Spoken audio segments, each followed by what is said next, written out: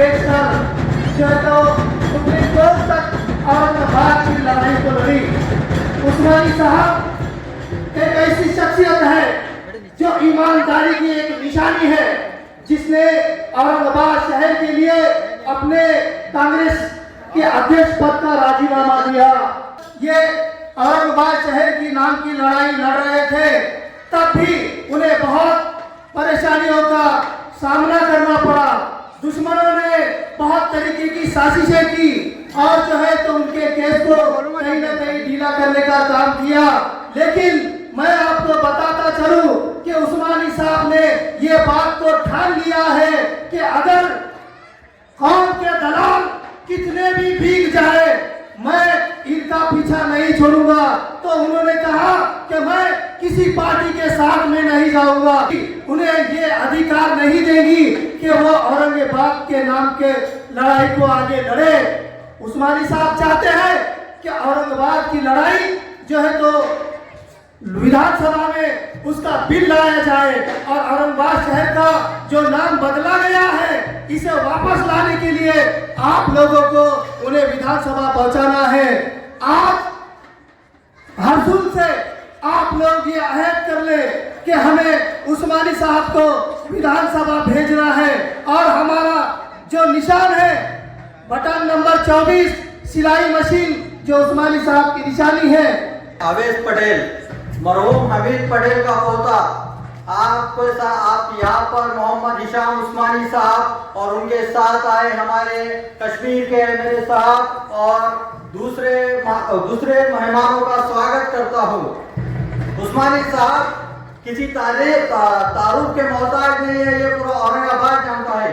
उस्मानी साहब, मैं आपकी बात करने से पहले यहाँ की जो परिस्थिति बनी है 2 दिनों में उस बारे में बात करना चाहूंगा। यहाँ पर सब जानते हैं कि हमारा एक बैकग्राउंड है जो कांग्रेस से मिलता है और मोहम्मद हिशाम उस्मानी साहब की भी सेवाएं कांग्रेस में बहुत ज्यादा रही है। तो यहाँ पर पीछे बीते 2 दिनों में एक चर्चा चल रही थी क्या हमीद पटेल का जो परिवार है, जिनका एक वो रहा है कांग्रेस के साथ सिलसिला चलते आ रहा है, हमीद पटेल ने पूरा जीवन कांग्रेस के लिए समर्पित किया है, उनके बच्चों ने पूरा जीवन समर्पित किया है और उनके जो पोते हैं वो कांग्रेस को छोड़ रहे हैं।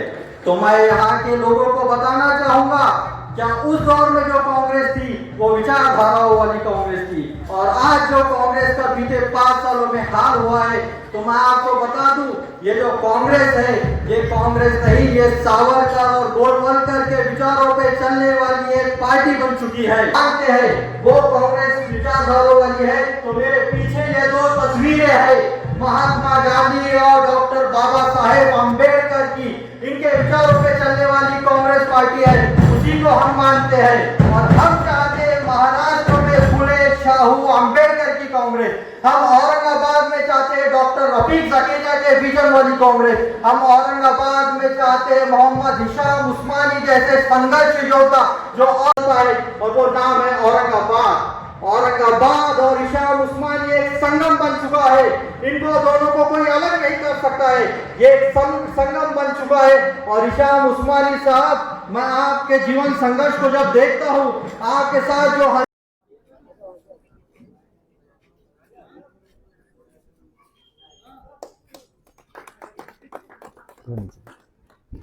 हमारे हर दिल अजीज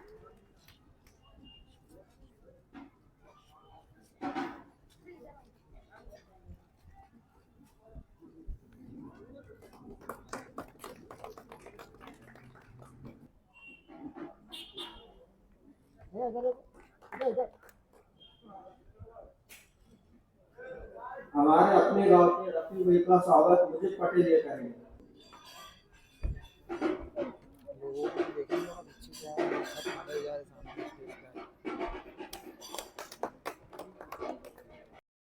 यहाँ के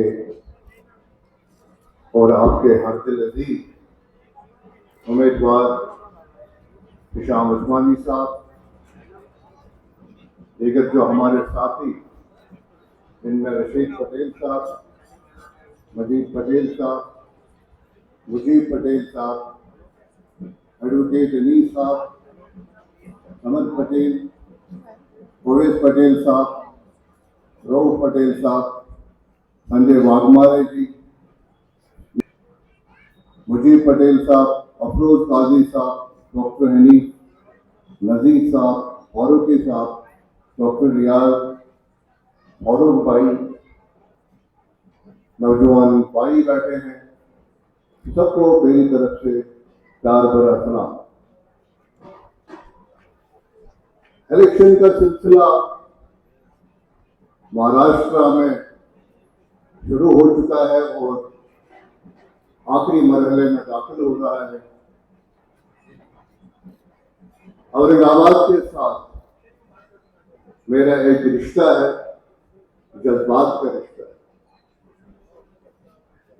औरंगाबाद वो जगह है जहां प्यार मोहब्बत के साथ साथ हमारी सगावत, हमारा विरसा और हमारा कल्चर वाबस्ता है। यहाँ हर कोई जाति के साथ रहने वाला इंसान प्यार और मोहब्बत के साथ रहता है। हम कश्मीर से देख रहे हैं, जम्मू कश्मीर एक ऐसी जगह है जिसके बारे में महात्मा गांधी ने 1947 में कहा था, जबकि पूरा बरस में कर रहा था, लेकिन कश्मीर में हमने हिंदू मुस्लिम सिख इतिहास का भाईचारा थामे रखा और महात्मा गांधी ने उस तूफानों में कहा, अगर मुझे रोशनी की किरण कहीं पे नजर आती है तो वो कश्मीर। और कश्मीर से जब हम देखते हैं, औरंगाबाद में भी ये परंपरा कायम रही, लेकिन बदकिस्मती से कई सालों से नफरत के पुजारियों ने यहाँ पे भाई को भाई का दुश्मन बनाने की ठान ली। मजहब के नाम पे सियासत की जा रही, मजहब के नाम पे इंसान को इंसान से कटवाया जाता है, मजहब के नाम पे लोगों को मारा जाता है और उसके बाद कुर्सी हासिल की जाती है। ये तमाशा हम पिछले कई दहाइयों से देख रहे हैं। उसी की एक कड़ी थी कि इस औरंगाबाद शहर का नाम बदलने की कोशिश की गई। उसके पस मंजर, उसके बैकड्रॉप में कोई अच्छाई नहीं, सिर्फ और सिर्फ एक कम्युनल एजेंडा। इतने दूर से जब हम देख रहे थे, जहां कई सारे लोग खड़े हो गए, लेकिन एक एक करके सब बैठ गए। और उसमें एक नौजवान लड़का हिशाम उस्मानी, जिसने बिल्कुल बराबर हो जंग और जंग इस हद तक लड़ी, ना आगे देखा ना पीछे देखा, कोर्ट का रुख किया, हाईकोर्ट में चले गए, हाईकोर्ट में नाकामी दिखी, सुप्रीम कोर्ट में चले गए, और हम वहां से देख रहे थे इस नौजवान कि अपनी अना की जंग नहीं लड़ रहे, बल्कि ये उन ताकतों का मुकाबला कर रहे थे जो यहाँ के लोगों को शायद काफी वक्त के बाद समझ आया कि उन ताकतों के सामने खड़े हो गए जो नफरतों के पुजारी है, जो नफरत, कम्युनल राइट्स, आपसी भाईचारे को खत्म करने की साजिश लेके आए। और यही वजह है कि जब हमने भी वहां पे देखा, हमारे भी हाल ही में इलेक्शन हुए, और आप सब जानते हैं कि इन नफरत के पुजारियों ने कश्मीर को भी किस पर जर खरीद गुलामों को भेजा ताकि हमारे दरमियान दो फाड़ हो जाए। लेकिन मैं मशकूर हूं अपने अवाम, जिन्होंने इनका वो डिजाइन, इनकी वो साजिश देखी, और हर एक साजिश नाकाम।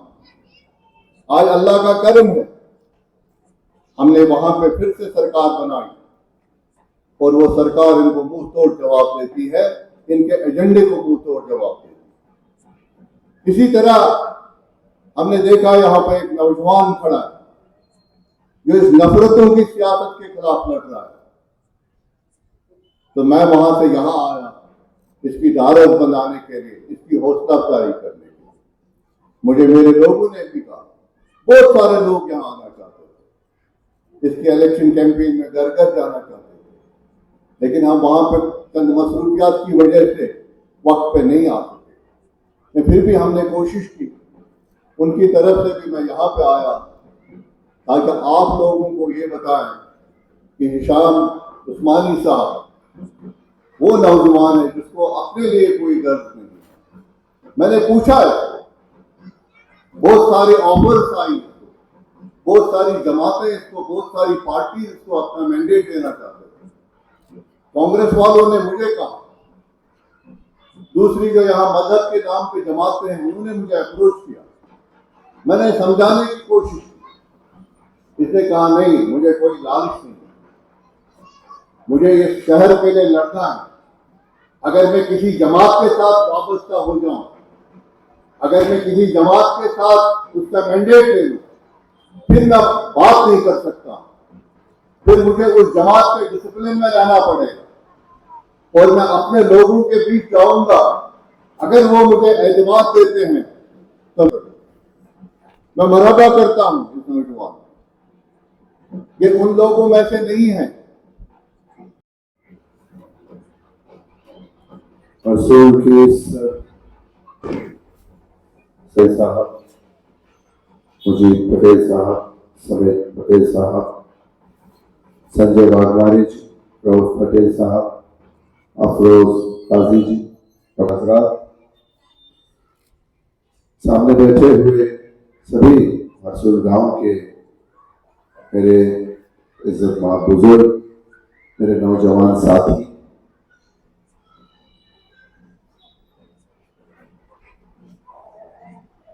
हम सब जानते हैं कि इस इलेक्शन में किन चीजों का इस्तेमाल किया जा रहा है कि ताकतें जो हमको तोड़ने की कोशिश कर रही हैं, वो चाहती हैं कि हम अपना नुमाइंदा नहीं, उनकी पार्टी की जो विचार है, उनकी पार्टी का जो नुमाइंदा है उसको चुन के, और उसके बाद पिछले 5 साल में जो हमने देखा वैसी ही बदनुमा सियासत की फिर से एक बंदरगाह शुरू हो, पार्टियों के द्वारा मिनिस्ट्रीज को बेचा खरीदा जाए, आमदारों को बेचा खरीदा जाए, और जनता के वोट को जो उसने बड़ी ये सोच कर दिया था उम्मीद से, इससे हमारी नस्लों का या हमारे परिवार का कुछ भला होगा, उसको पैरों के नीचे रौंदा जाए। आज हम जो भी यहां बैठे हैं एक दूसरों के ख्यालात को सुन रहे हैं।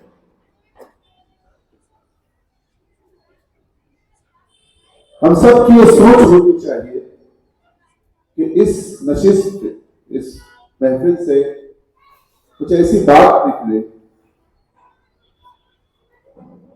जो आने वाले 5 साल के लिए हमारी तकदीर तय करे, हमारा मुस्तकबिल तय करे। यहां से शुरू होकर सरजमीन औरंगाबाद के मुख्तलिफ हिस्से पर पहुंचे और एक तहरीक का रूप अख्तियार करे। आप जानते हैं कि बदनुमा घटिया सियासत में हमारे प्यारे और तारीखी शहर का नाम बदल दिया गया। मैं नाम पर सबसे पहले इसलिए बात करूंगा कि वो नाम मेरे नाम से जुड़ चुका है। मैं शुक्रिया अदा करना चाहूंगा सबसे पहले मरहूम मेरे नेता जनाब विलासराव देशमुख साहब, जिन्होंने हमें रास्ता दिखाया कि जब ये प्रस्ताव 1995 में गया था तो 2002 में देशमुख साहब ने इस प्रस्ताव को वापस बुला लिया कि बात को कभी हमको भूलना नहीं चाहिए।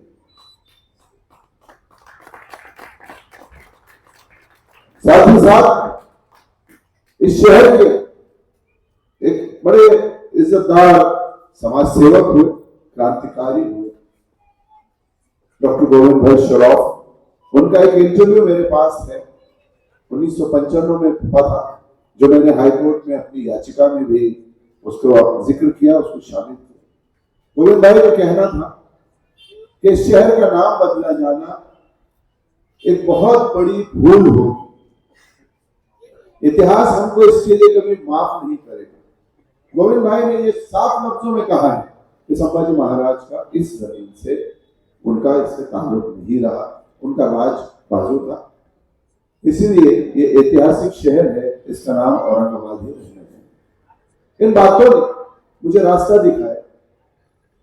कांग्रेस पार्टी में मैंने अपनी जवानी दी, अपनी जिंदगी के 17 साल दी, सिर्फ वक्त नहीं दिया, जो मेरी जिंदगी के सबसे अच्छे साल हो सकते थे, जिसमें मैं अपनी जवानी एंजॉय कर सकता था अपने दोस्तों के साथ। मेरे साथ यहाँ स्टेज पर अफरोज काजी साहब बैठे, जो मेरे बचपन के दोस्त, लेकिन इनको भी याद होगा कि मैं उस सालों में जब सारे दोस्त मिला करते थे, मैं कांग्रेस पार्टी के लिए काम करता था, इन लोगों के बीच वक्त नहीं दे पाया। मेरा परिवार, मेरे बच्चे कब बड़े हो गए ये भी मुझे नहीं पता। एक सोच थी कि इस पार्टी के जरिए हमारे शहर को, हमारे लोगों को हम आगे ले जाएंगे, एक अच्छा मुस्तकबिल देंगे। लेकिन कब इस पार्टी पर एक नया रंग चढ़ गया ये मुझे नहीं पता। इस वक्त जहां यह सभा हो रही है अमित पटेल साहब के घर के पास, ये कांग्रेसी परिवार, लेकिन इनका भी मेरे साथ ये यहां खड़े रहना ये दर्शाता है कि कांग्रेस अब वैसी पार्टी नहीं है। खरबूजे को देखकर खरबूजा रंग बदलता है, ये कहावत तो हमने सबने सुनी होगी, लेकिन शिवसेना को देखकर कांग्रेस ने भी रंग बदल दिया, ये भी हकीकत है। और हिंदुत्व की उस सियासत पर कांग्रेस के भी नेता चल पड़े। चलिए, नाम बदलने का मौका है, मैंने उनसे साफ लफ्जों में कहा कि इस चीज में आना चाहिए, लेकिन मुझे अंधेरे में रखकर उन्होंने ये फैसला लिया। मेरे जमीन को ये गवारा नहीं हुआ कि मैं वहां बैठा रहूं और पीछे से नाम की पार्टी, नाम का जो बोर्ड है वो बदल दिया जाए और एक नया नाम डाल दिया जाए। तो क्या हुआ? अगर ये शहर हमारे बुजुर्गों ने बसाया था तो क्या हुआ अगर ये शहर किसी मजहब के नाम से जोड़ के देखा जाता है? कौन थे औरंगजेब रहमतुल्लाह अलैह? इसी मुल्क की मिट्टी में पैदा